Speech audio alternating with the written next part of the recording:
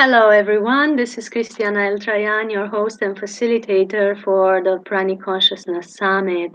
We are here today with Mary Rodwell, a fabulous counselor, healer, and hypnotherapist that has founded the Asern Institute for people to be able to share more freely their experiences with contacting with ET beings, with contacting UFOs, and with all this, somewhat parallel reality, but very, very close to us, that we are in a world that is supervised and helped by light being friends. And we thank you very much, Mary, for your work and for helping people to better understand this reality. And we welcome you in this gathering. Thank you, Christiana. And for me, it's always a pleasure to speak with someone new and someone who, like, I'm hearing from you, is very aware of this reality, which is wonderful. Yeah, our first question, because the Pranic Consciousness Summit is mostly about consciousness and how we become aware of deeper realms.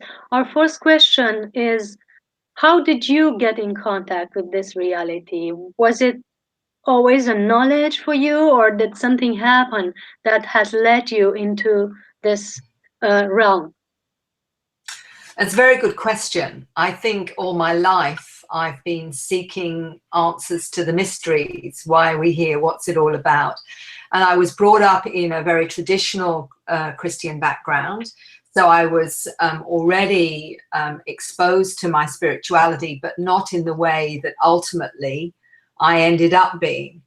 But I wanted to understand all the things that, what's important in life, all those kinds of things. So if there was something that was a mystery, I usually got a book on it. I had to go and buy a book if it was about this, out of body, or I would want to read about it. I wanted to understand. And that was part of it. But when I started out as a nurse and a midwife, but what really started to open me up to looking at all of this was going into counseling, because in counseling, people come to you with all sorts of experiences, not just issues with the husband or the children. They might say, I lost my mother and I feel she's around sometimes. I feel her or I sense her. And to me, that wasn't strange, because I always had this sense that we were more than our physical body, that there was another reality, wherever you wanted to call it. And there's lots of different names. But for me, I wanted to understand its reality. And then I read books on reincarnation and all these kinds of things. But when I wanted proof, I was keen to have that understanding. What is evidence of this? And it was often through doing hypnosis. When someone goes back into a past life, comes out of a past life, experiences in between lives before they decide to come into the next life, you get hundreds of people saying the same thing. It gives you a lot of evidence that this is a reality. But with that, I was exploring my own spirituality. And so I went and worked with a group of healers and intuitives. And I learned how to connect to the non-physical realm. I started to sense energy. I started to get information, all those kinds of things that, you think to start with, oh, it's all coincidence, until you get so much evidence that you realize it's not coincidence. And so a lot of my work now is helping people to open up to their own intuitive selves so they can access their multidimensional awareness, because so many get shut down when they're children, being told, stop it, it's your imagination, it's not real. So I'm actually saying, yes, it is real. Let me show you how, remind you what you already know, just so that you can do it again, because you can. Well, we thank you for that. That's a very, very important job, especially in these times, because more and more people are opening and more people are, experiencing what they are thinking of being strange experiences, but what our message to them is that they are very normal experiences, and that we are all open to this, and it's a possibility for all of us as long as we stay open and we do not judge what's going on, and as long as we want to stay informed and to research for good sources of information that can provide the clear and accurate information about what they're experiencing. And I feel you're one of them, and I would like to know more about, I've noticed in your conferences that you work very much with children. And because here in the Pranic Consciousness Summit, we're talking about weird realities like people not needing physical food, or people being able to, live for ages without aging, or people that are, researching this reality in their laboratories and producing technology that will maybe defy gravity and so on. What about these children? What do you experience with them? It's a very good question, Christiana, and why I started to look at the children initially was because the parents would come to me, and the parents would be having, as a child, experiencing closing down because they were told it wasn't okay, and then as adults having children who were doing the same thing, having and seeing things and telling them that they were going to other planets at night, and that they would go back to another dimension.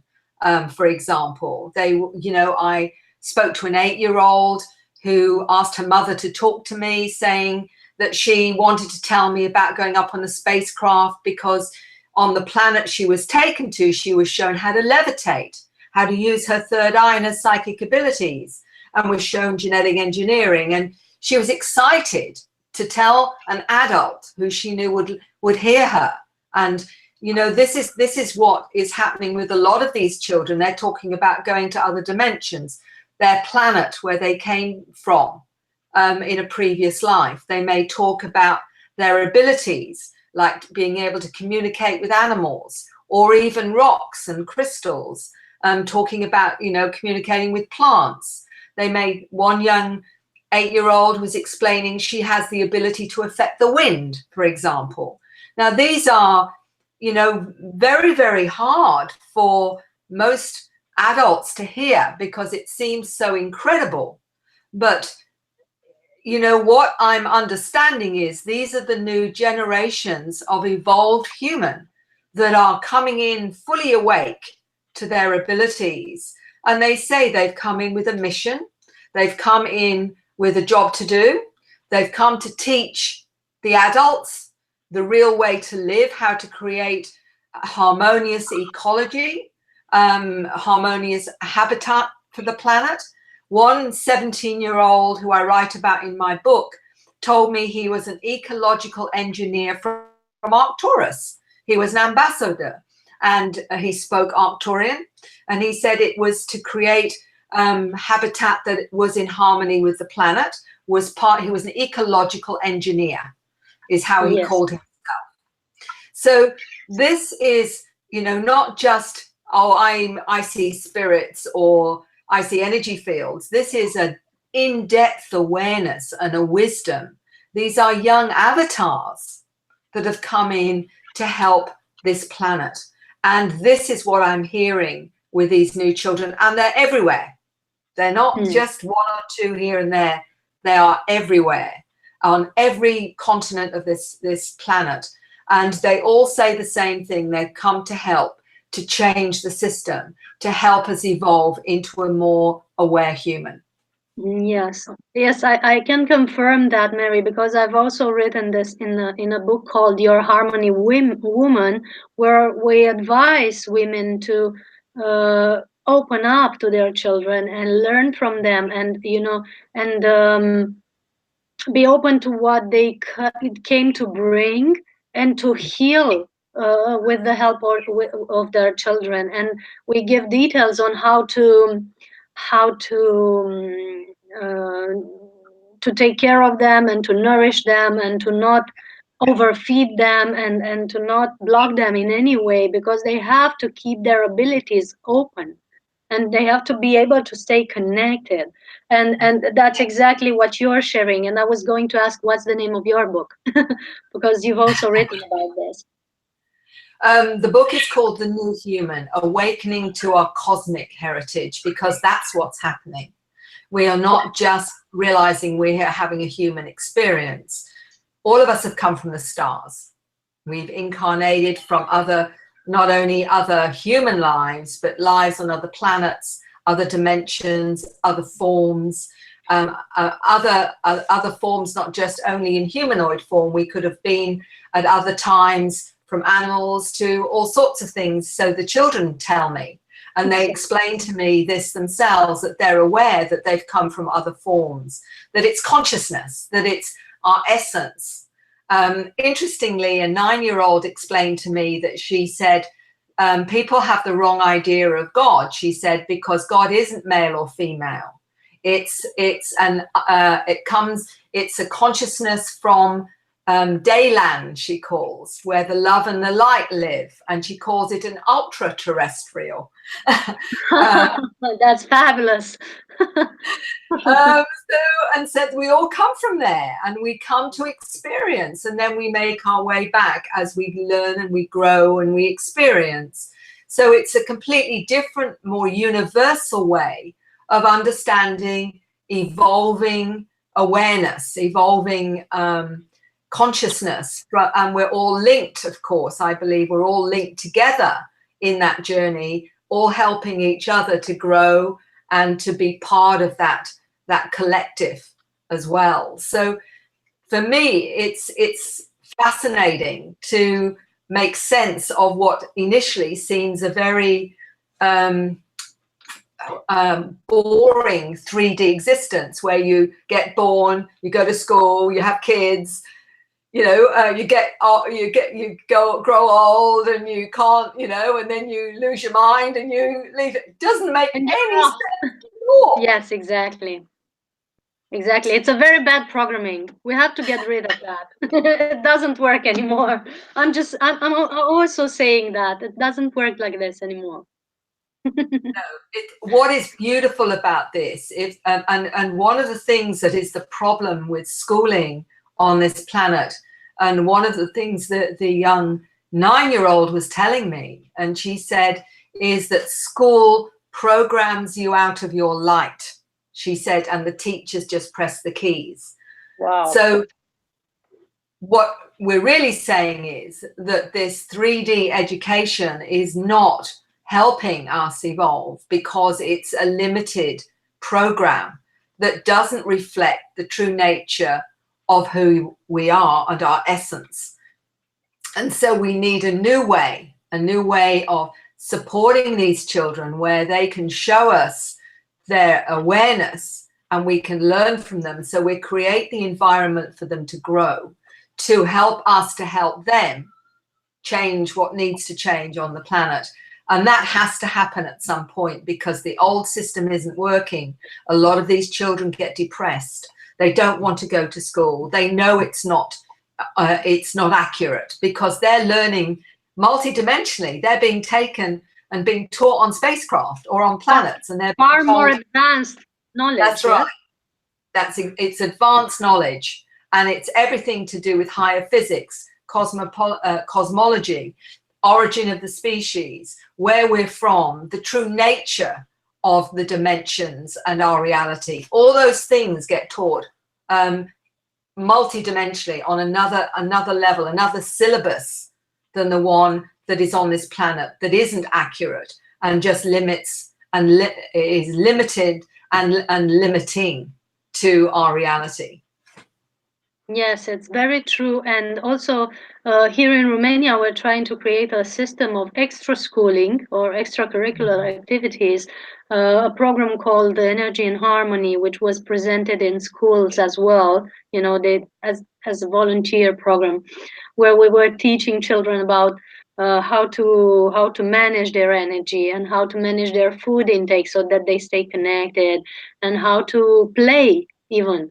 in ways that did not disconnect them from their intuitive side, because the tablets and all the technology does not help very much with that. And we run this program in schools for 6 months, and now we're trying to do it as an extra school activity, so that people can have, and children can have, a system of reference, not necessarily to very, very high education, but of an energy education, to know how to handle it. Because my next question is, I know that very much of these children are getting depressed or feel um, isolated from the main groups and from the world that they live in here. It's a reality that they find it very hard to take, being not so much evolved. um, is it safe for them, people would ask, is it safe for them to travel this way? Or better yet, how would they be able to stay grounded and balanced, according to your view? First of all, we need to understand how to identify these more awake children. And a lot of them are being diagnosed with ADHD or Asperger's or some forms of autism or dyslexia. My research is suggesting these are all the new upgrades. They are wired differently. They see the world in a multidimensional fashion. So part of the reason they don't operate so well in 3D programming is because they are experiencing so much more than the average adult human 3D human. And that is why they struggle, because it's like we're seeing the world through one eye, but they're seeing it through multiple eyes. Exactly. And it's data out, one of the ADHD, I talked to a gentleman in Hong Kong in his 50s who told me he didn't realize that he was always seeing reality expanded. And he said, and I realized that it was my ADHD that gave me this expanded sense of reality. And he retranslated his ADHD as always dialed into higher dimensions. Actually, yeah, that's a fabulous way to rephrase it. And actually, I believe it's not the ADHD that was giving the symptoms, but it was the symptoms that were diagnosed in a way that was not, in a way that was not accurate. It's not an illness; it's a heightened state of consciousness. And what I have discovered is that is exactly what it is. We see it as a dysfunction because they struggle with 3D, but we are the dysfunctional ones. They are the ones that are the new programs, and we've got to wake up to realize that they're showing us what we need to do, which is because part of the reason I think they're wired differently is to stop them being reprogrammed into this old system, because they're harder to program, which is good, which means that you can't put them in the box in the same way, unless, of course, you medicate them, which is what a lot are doing. But that's not what should be happening. We should understand that they're operating at a far faster speed of awareness. They are seeing more. They're more sensitive to sound, to the sight. They are more sensitive even to feeling and knowing. All those things are heightened, and that's why they struggle, because they are different. And it's not because there's something wrong with them. To understand and balance them, we can give them certain things. One of them is obviously a healthy diet, no one of the GMOs or those preservatives, all those things. Even to do with vitamins, they use up more types of vitamins, like vitamin B, for example. They need more vitamin B than the average. So what I put in my book was recommendations from a molecular biologist, Dr. Olsen, who lives in Sweden. And she's ADHD, Asperger's, she calls them letter people. And because she was a letter person, as a scientist, she's found out what will balance them out, which will help ground them, will help them operate. But more than anything, it's understanding they're different and meeting that need, rather than saying there's something wrong with you. And then trying to shut them down. Because if you've got a child that thinks there's something wrong with them, that you know, immediately, that's an awful thing to feel. And on top of that, you're trying to slow them down, tell them what they're sensing is wrong. What damage are you doing to them energetically, their psyche, their awareness? What are you doing? Exactly. So we've got to listen. We've got to listen to them. Say, what is it? Tell me what you need. Tell me what's going on for you, and listen to them, because then we can find ways of making it easier for them and to celebrate that they're different. That's wonderful that you're different, because we need difference on this planet. We're tired of common. Yes. Yes, of course. And you know, tell me what your experience is. What do you see that I don't see? Tell me about it. You know, what is it that I need to know to help you do what you've come here to do? This is how we change it, and we change them feeling like there's something wrong with them, to celebrating their difference and listening and learning from them, so that we can start changing what's going on this planet. But we have to start with the educators, we have to start with the parents, and we have to start with the psychologists and all those that want to say there's something wrong with them. Exactly. And that's how we're helping them, by listening and making questions. We're helping them to bring their knowledge into the world, because they are here to speak out and they are here to bring a new reality. But if we shut them down, how could they bring it? Okay, they bring it out with their emanation as well. You know, sometimes they just have to be in a place and they repattern the whole field. But there are more technical stuff that needs to be brought out, and that's commonly done through speech on this planet. So it's good that we can listen to them. And also, I have friends of older generations, you know, friends that are now 50, 55 or more, that are reporting similar experiences as the ones you are talking about. So this thing, I'm going to say, this thing is occurring for ages now. It's not just now, there are more and more coming. Yes, it's true. But many of the people I've met, and most of the people that I've organized this summit with, are of this type. And you're absolutely right. It's been happening over last, particularly, I think it's happening all through history, but it's been accelerated.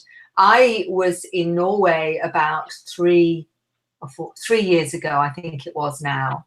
And I did wonder, it was a conference about, you know, it was about UFOs, etc. And I was very aware that that I was bringing in a lot of a more metaphysical approach to it. And I didn't know how it was going to be received. But I mentioned all the new children, all the qualities of the new children. And a beautiful lady came up to me, very elegant, dignified lady, and she said, I'm 79 years old, and I'm a farmer's wife. And she said, everything that you've mentioned is me. And I have never heard this ever before.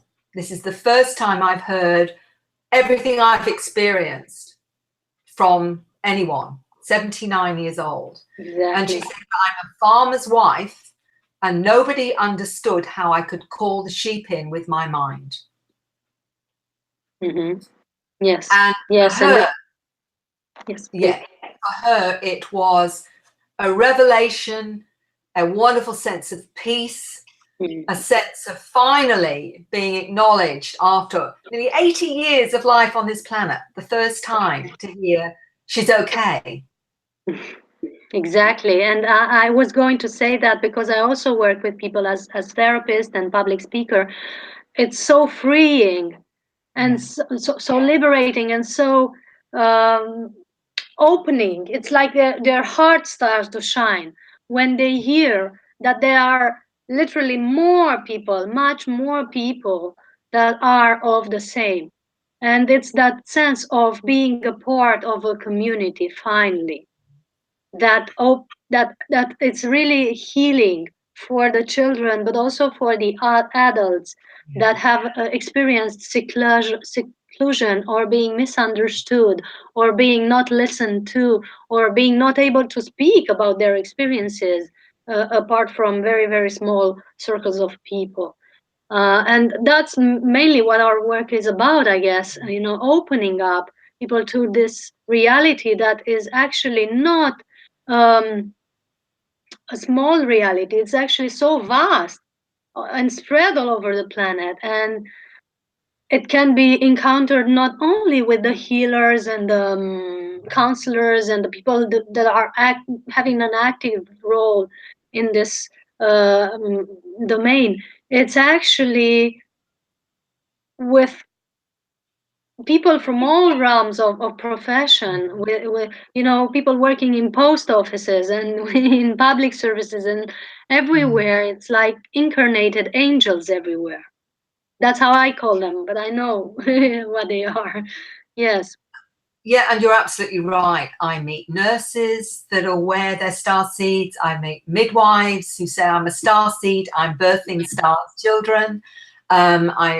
Clinical psychologists that say, in fact, what's interesting is how having someone listen to you and accept you as you are, how that changes their response as well. And I was talking to a clinical psychologist a few days ago, and she said, I'm in mainstream psychology.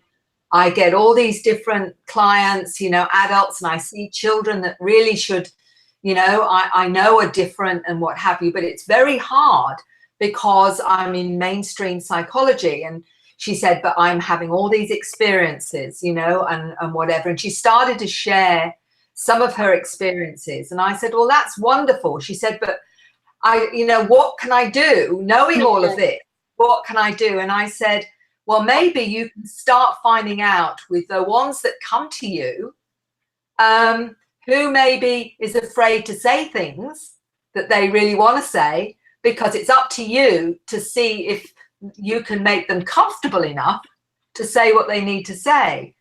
And it was so interesting. Within 2 days, she said, I used a bit of a word dance. We talked about reality and we talked about this and we talked about, and she then told me that she was having all these experiences. And that's never happened before. And she said, she knew it was because for the first time she'd shared. Mm-hmm. And I said, and once you accept it in yourself, then you will draw those to you of the same frequency. So it's all about owning your truth. And as you do so, then that's the frequency that draws others to you. I said, and you'll get more. She couldn't believe within 2 days. She was then some that were actually sharing. She'd never had it before. Mm-hmm. And this is what has to happen, is for you to love yourself and to want to be all you can be. If you do that, then you give other people permission to do the same. And that's how it spreads. Exactly. And speaking out your truth in general not only helps you, but it helps also the community you're in, because that's why you are born there and that's why you came there. What else would you feel to share about this reality?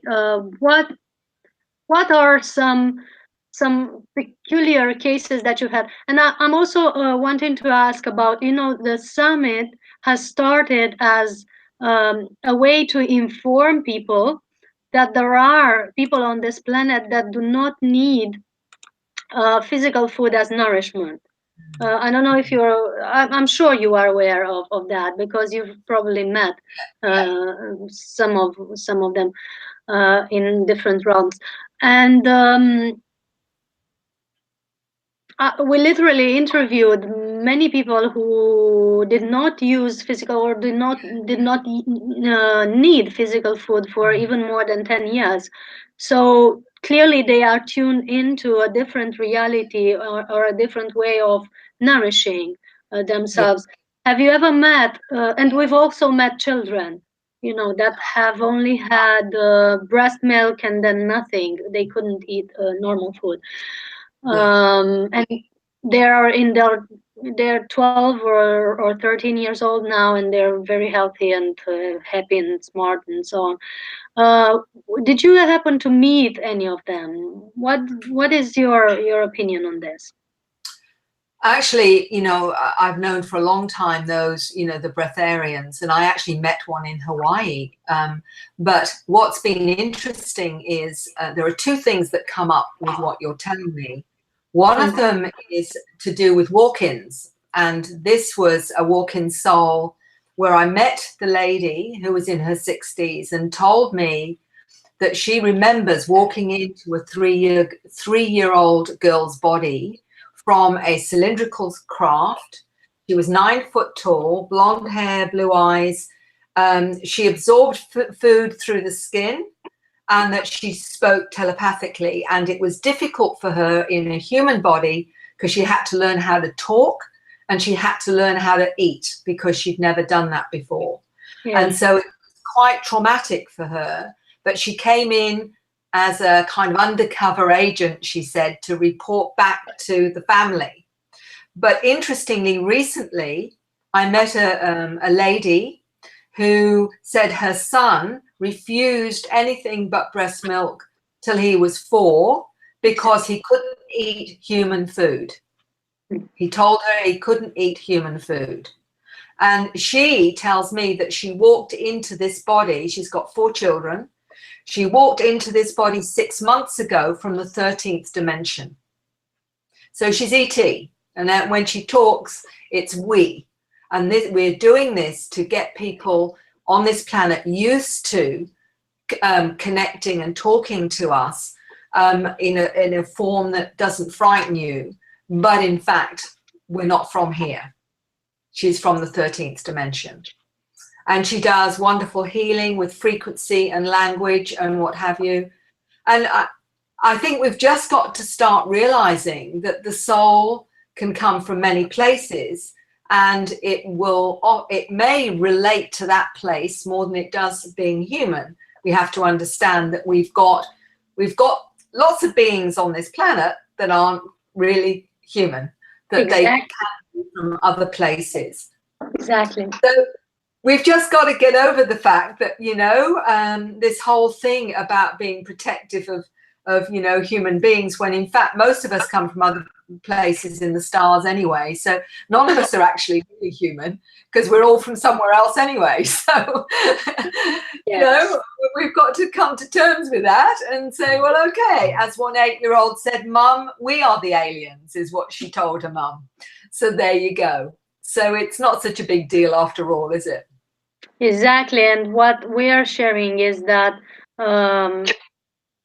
most of the people, that have these abilities are also aware of their place of being somehow, and as we become more open, we become more and more aware of our multidimensional aspect of our multidimensional reality, and we're not no longer confined of of on being intraterrestrial or extraterrestrial or whatnot. It's just I'm a being, or at least that's my reality and many of my friends. I'm a being that is connected to many of my aspects from here to wherever dimension I stretch to, and I move my consciousness throughout these dimensions to be able to experience all of that. But Yeah. the reality of being just confined on a certain planet and coming from or going to, uh, it's just consciousness moving in different aspects of our shape based reality. but literally we are everywhere. Yeah. And our soul extensions are I don't know if that's the common perception of what they call them, but our the extension of our consciousness is traveling through many dimensions in many shapes, actually. And I really feel that is the way it is. When I talked to an 8-year-old who explained to me that when he goes, his real family are the mantid beings, you know, the ones that look like the praying mantis. That's his family, his ancestors. And he's going back to the ancestors when he dies, he tells me. But when he was on the spacecraft, sometimes he evaporates, like his soul essence goes into the mantid form. And he will operate in the mantid form, then come back into his human form when he comes back down onto planet Earth. So for him, he wasn't contained by his human container. He could actually move into another form on board spacecraft. And there have been others that have told me similar things, that they go onto the spacecraft, they may go into another form to do a task, like a, you know, a uniform, and then come back as a ball of light back into their human container again. So the soul is not trapped here. It can move and travel and be in other forms. So it's, to me, it's about understanding that the soul essence has the property of not only doing that, but can have aspects, as you say, in other timelines, parallel universes, wherever. So our understanding of the soul has to be a lot more expanded than I think most people understand it to be. Perceive That's it how to I perceive it to be. Exactly. be. Yeah, and I can confirm that because that has been my experience for the past few years as well. So it's true. It's true that we can move, even with our whole being, from one dimension to another. Yeah. Yeah. And it's something that the sages have actually it's something that the sages have done, you know, for ages, for thousands of years. And we have these reports now on the monks being able to dematerialize their bodies, you know, or transform it in a rainbow body and so on. That's just essence moving into a different shape. Actually, it's just dematerializing the suit that we're having here and rematerializing in a different place, or moving with consciousness in a different place, and then coming back at will if necessary, and so on. So I strongly believe this is very much possible now for some of us. I think that we are only beginning to understand what's possible, and things that we thought were impossible are most likely not only possible, but way beyond what we think is possible. We haven't even begun to imagine and understand our capabilities yet. And I think these new children are going to be able to help us to understand our own potential. When we're not told you can't and it's not possible, you know, when that isn't part of our language, then I think we will be amazed at what we can achieve, because that's what shuts us down, is when you said, that's not possible, you can't do that, that's not okay. All that does is shut down our potential. So I think all those kinds of language have to change so that we now can really access whatever it is that we're, and everyone has the possibility of being an avatar. We have the potential, every one of us, but we need to have to want it, because for some, maybe they're not ready this lifetime to do that, but some of us will be ready, I think. Yeah, and also the readiness has to do with the memories of being punished, blamed, or shamed for their spiritual aspect in parallel lifetimes, and that's what's blocking. At least with my patients, that's what I'm noticing. That's what was blocking most of them from expressing or even allowing now their multidimensional aspect to express in this physical body. But once we're bringing more of this safety and being accepted, you know, amongst us, I'm sure many of them will open. I don't know how much time do you have. I have like 1,000 questions to. I mean, I could go on forever. Just stop me when you feel you're getting busier. One next question would be, I know about the mothers that are participating into this new breed of humans. Mm. Um, please share with us a little bit of that reality, because to me it's still beginning to unfold. So before asking any question, I'm gonna let you speak about it. So what you're saying is the ones bringing these new children in, is that Yeah. is that the question? Mhm. My understanding is from the children themselves that they choose the particular soul that they want to incarnate with. That includes their siblings, that includes their mum and dad, that fits in with their mandate, with their mission. So for some, they've been brought into families where the parents don't understand at all, but they may have grandparents that understand, or grandmother or grandfather. So Mhm. that's supporting them. And they're there to activate the parents. They're there to challenge them to open up. Others are being born to parents that are very, very aware, that know from the minute they're born that they're special, and are looking and appreciating them. So it's souls working together to either activate or to assist the journey of not just their own journey, but the journey of those that come in contact with them. But we do need to understand they're bringing in the frequencies to activate everybody, that these are bringing in the frequencies, and every one of us that gets activated is sharing those codes and those frequencies with wherever we go. They're being picked up, almost like a virus. They're being picked up by people around us, so that we're assisting with that. Every time we connect with people, we're sharing the codes, we're sharing the frequencies. So more and more people are starting to wake up, and that's helped with crop circles. It's helped with the frequencies coming from the planets. It's a combination of all, and music is a great one, because many are bringing down the music. They're channeling the music. The star languages are all the frequencies coming in with the star languages or the light languages. The artwork is visual, and I talk about this, where the artwork's triggering awareness and perception.